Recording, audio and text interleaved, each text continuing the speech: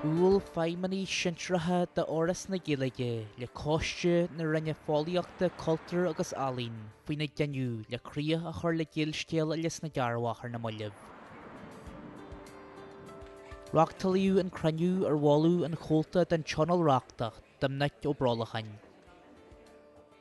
Ceap mise agus an méid ólas a bhí ag forras na Gaeilge faoi cuasaí nuachtáin Gaeilge nach neachí siad a món an intar seo ar an bhealach ceart.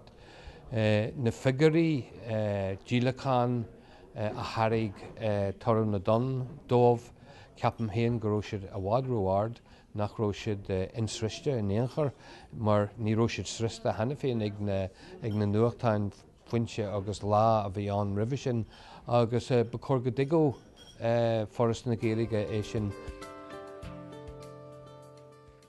Bhí sreid a chrunnithe an agus bhí sreid de iarachtaí deanta ag Torram na Don leis an díleachán ar géalscéal a bhéadú ar an drachúir níor éirí leis na hiarachtaí sin.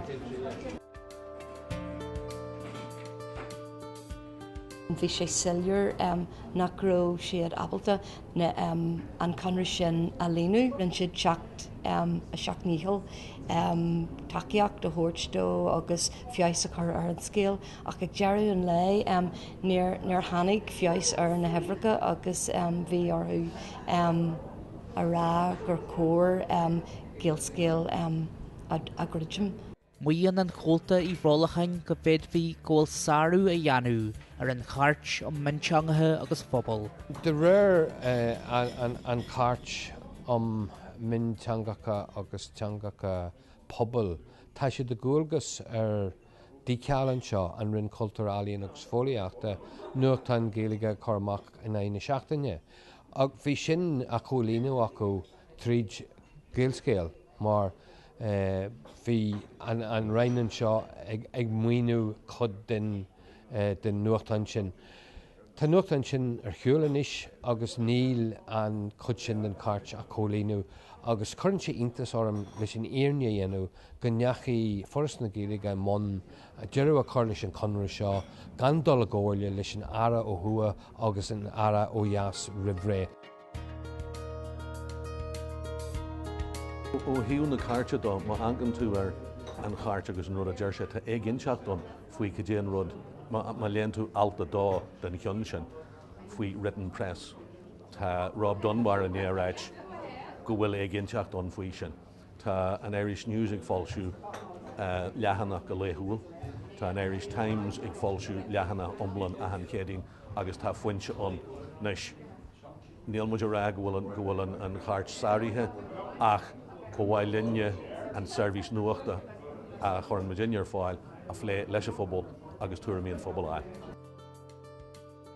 Le hagran dearna géilscéal in is fáilsíthe go dé atá nándúin a maihan seo.